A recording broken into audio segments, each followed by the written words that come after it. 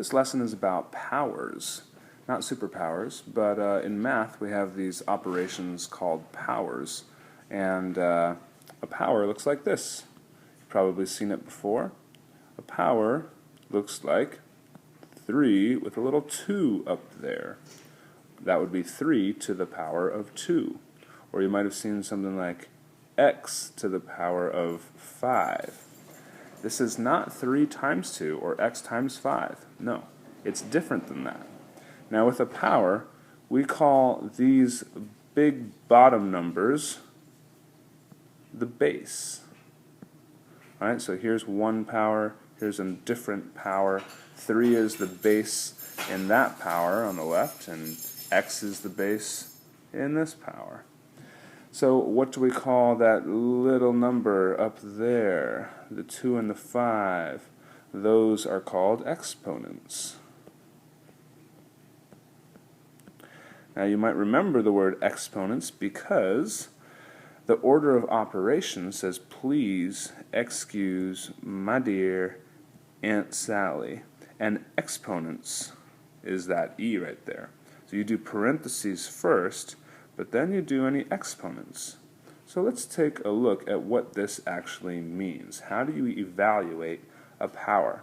It's not 4 times 2. Get that out of your head, okay? As you go through some of these problems, you might be tempted to think real quick, oh, this is just 4 times 2. No, instead, it's actually 4 times itself. And how many times are we going to multiply it by itself? Well, there's only going to be 2 4s total. So I've got 1 4, 2 4s. 2 4s. See that? Oops. So, how many 9s would be in this one? There would be 3, because the exponent is 3. This is 9 times 9 times 9, which, by the way, what is 4 times 4? 16. 9 times 9 times 9 is 81. 9 times 9 is 81 times 9, which would give you, well, 9 times 8, 720, 729, I believe. Y to the 5th power isn't y times 5. It's y times y. Why am I using a dot right here instead of an actual multiplication symbol? Because I don't want you to think it's yx, yx. Okay, so that's why we use a dot sometimes. So y times y times y times y times y, 5 of them, because the exponent here is 5.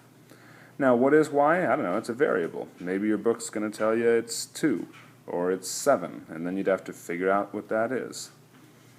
Okay, so we call this like expanded form. This would be power form. Now, I don't know if you'll encounter this, but it's kind of a fun little trick. This is 20 to the power of 0.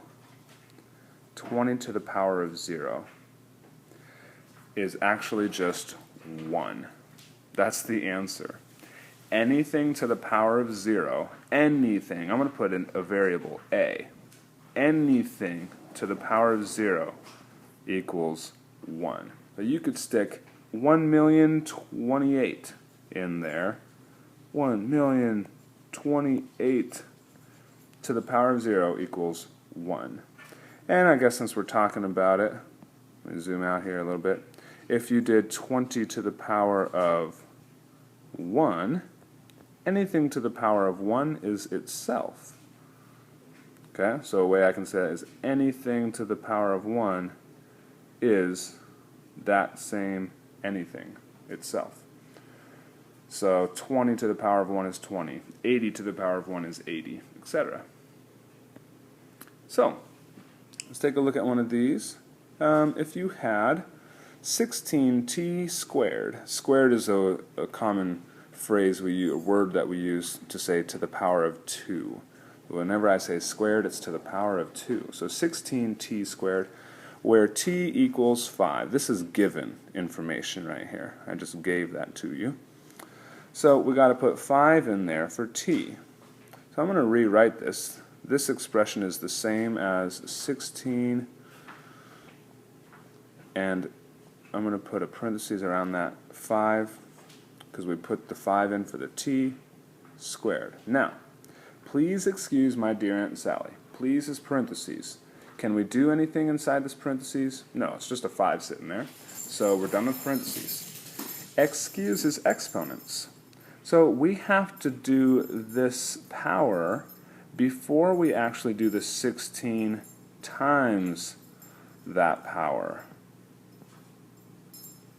Okay? So, put that there. So what is 5 squared? Well, 5 squared is 5 times 5, which is 25. So this whole thing becomes 16 times, I keep going back and forth between the dots and the multiplication sign, but that's okay. You should be used to that. 16 times 25. I don't know off the top of my head what 16 times 25 is, but maybe we could do it this way real quick. Doesn't take long, right? That's 30. 2 times 6, 12, plus 3, 150. Put a 0. 1 times 5 is 5. 1 times 2 is 2.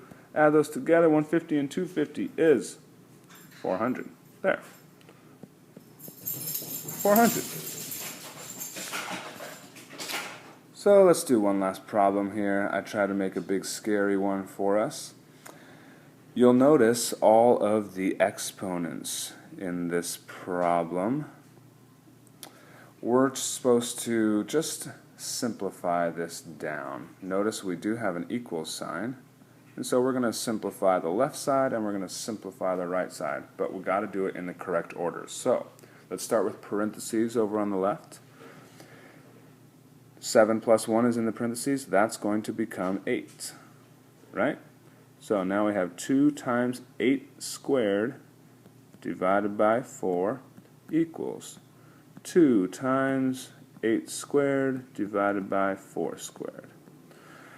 Please excuse, exponents are next. So what is 8 to the power of 2? It's 8 times 8.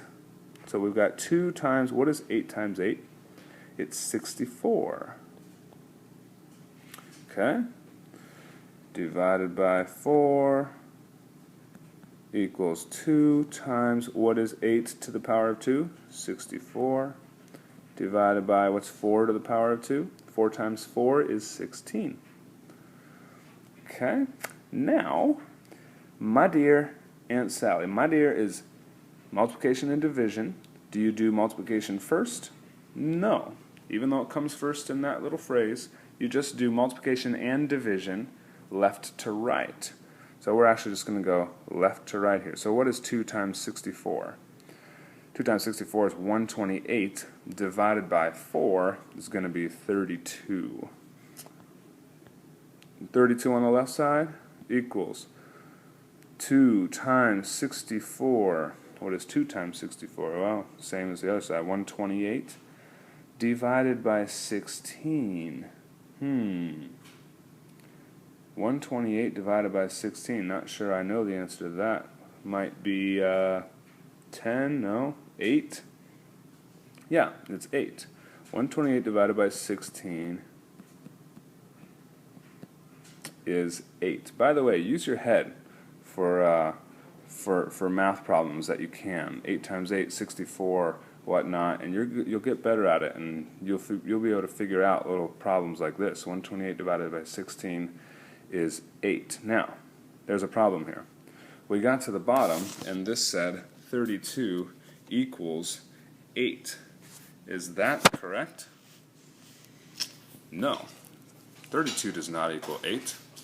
So in this problem you would say this is incorrect. The left side does not equal the right side. Yeah. So that is a lesson on powers. Just please remember that this is not 3 times 3. It's 3 times 3 times 3. 3 threes there. And you should be good to go.